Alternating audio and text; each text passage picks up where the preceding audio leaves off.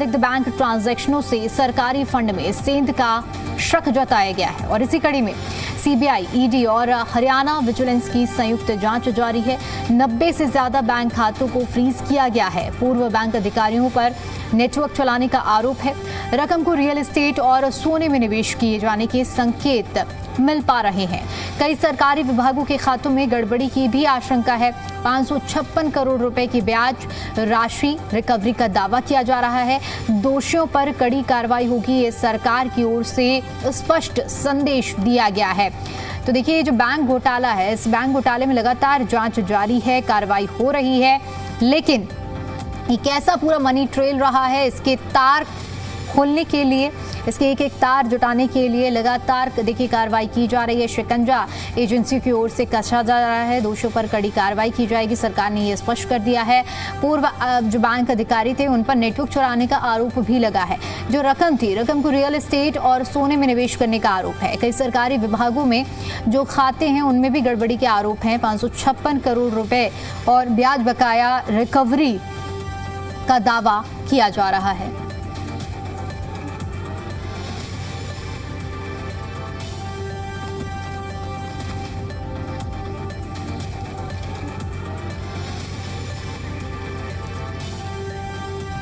इसी पर ज्यादा अपडेट के साथ जी मीडिया संवाददाता विजय राणा हमारे साथ जुड़ चुके हैं।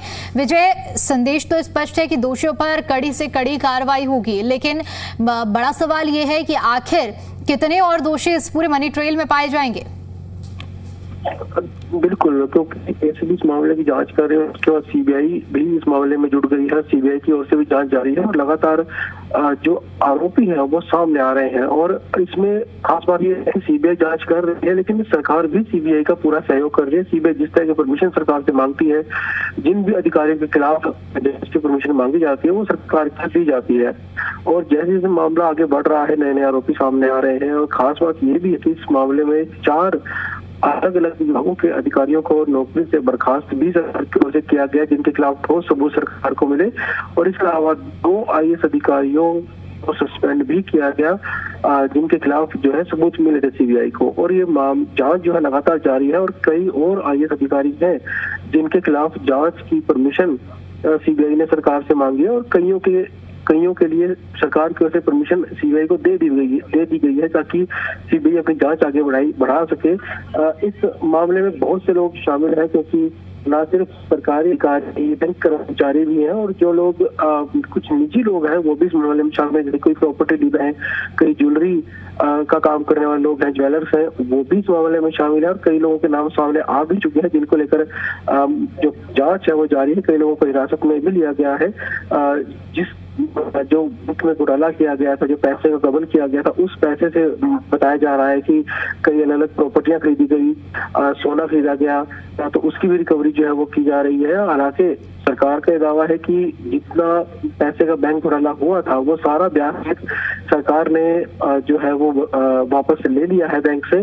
सरकार के पास, इस बैंक के पास कोई बकाया नहीं बचा है, सरकार ने सारा पैसा ले लिया है। लेकिन फिर भी जो घोटाला हुआ था उसकी जांच लगातार जारी है कि घोटाला हुआ कैसे था, क्योंकि बैंक को इससे काफी नुकसान हुआ है। और कैसे घोटाला हुआ, कौन लोग शामिल थे, उसको लेकर परत मामला जो है चल रहा है। शुरुआत में बैंक कर्मचारी गिरफ्तार किए गए, उनके बयानों के आधार पर जो प्राइवेट जो लोग जो काम करते हैं, प्रॉपर्टी डीलर या ज्वेलर्स, उनको हिरासत में लिया गया, पूछताछ की गई। और उसके बाद जांच आगे बढ़ी तो कई सरकारी अधिकारी भी जांच के दायरे में आए, जिसके बाद सीबीआई ने कई ठोस सबूत जुटाए और सरकार ने भी 4 अधिकारियों को बर्खास्त जो अलग अलग विभाग के थे, और उसके अलावा 2 आईएएस अधिकारी को सस्पेंड भी किया गया है, जिनके खिलाफ ठोस सबूत मिले थे। और बड़ी बात ये भी है कि और ऐसे आईएएस अधिकारी, सीनियर अधिकारी हैं जिनके खिलाफ जांच को लेकर सीबीआई ने परमिशन मांगी और सरकार की ओर से परमिशन दे दी गई है। यानी अब इनके खिलाफ भी जांच चलेगी और आगे कोशिश की जाएगी कि और कौन लोग इसमें शामिल है, ताकि उनको भी सामने लाया जा सके और पूरे मामले को खुलासा किया जा सके किस तरह से सारी धोखाधड़ी की गई। जी ठीक है विजय, बहुत शुक्र। आगे भी आपसे जानकारी लेंगे, फिलहाल आप बने रहिएगा हमारे साथ। और जो जानकारी देखिए बैंक घोटाले से जुड़ी हुई ये सामने आई है।